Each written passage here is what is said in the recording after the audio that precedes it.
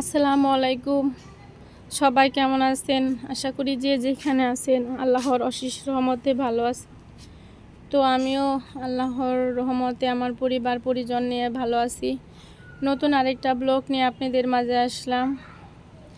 নতুন দিনের নতুন ব্লগ। তো আপনারা ব্লগটি দেখতে থাকেন। আর তো আমি ছাদ বাগানে আসছি, আসলে ছাদে আসছি একটু বাচ্চাদের নিয়ে। ভিডিও দিতে ভালো লাগতেছে না, কালকের ওই ঘটনার পর থেকে আসলে একদম মন মানসিকতা ভেঙে গেছে। হ্যাঁ, কেমন জানি মানে ভালোই লাগতেছে না। খুব দুঃখজনক একটা ঘটনা ঘটে গেল আসলে আমাদের মাঝে, যার জন্য আমরা কেউ প্রস্তুত ছিলাম না। এত বড় একটা ঘটনা আসলে আল্লাহ পাক, সবই তার ইচ্ছা। আল্লাহ পাক কখন কার কোনভাবে বিপদ দিবে সেটা বলা যাবে না। তাও আল্লাহর কাছে শুকরিয়া, হাজার হাজার শুকরিয়া, আমরা ভালো আছি আল্লাহর রহমতে। আর যারা মারা গেছে তাদের জন্য আমরা সবাই দোয়া করব ইনশাআল্লাহ, তাদের জন্য আল্লাহ পাক জান্নাতুল ফেরদাউস দান করে। আর যারা দুনিয়াতে বেঁচে আছে আহত হয়ে, তাদেরকে আল্লাহ জানি তাড়াতাড়ি সুস্থতা দান করে, এটাই আল্লাহর কাছে এখন চাওয়া।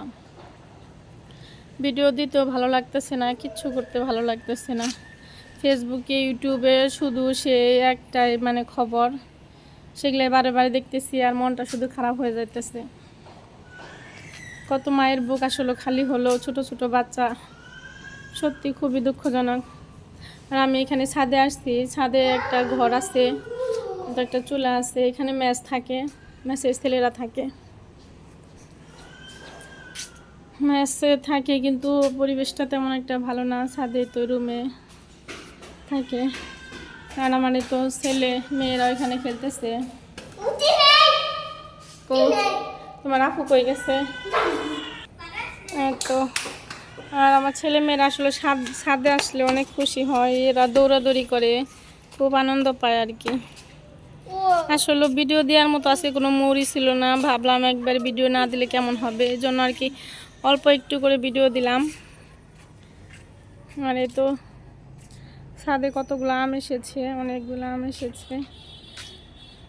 আর ছাদ একদম পিছলা হয়ে গেছে, কারণ পানি জমে থাকে তো, এর জন্য পিছলা হয়ে গেছে। আর তো আমার ছেলে মেয়েরা খেলতেছে, এখানে বসে বসে খেলতেছে, ছাদে ভালো রকম বাতাস।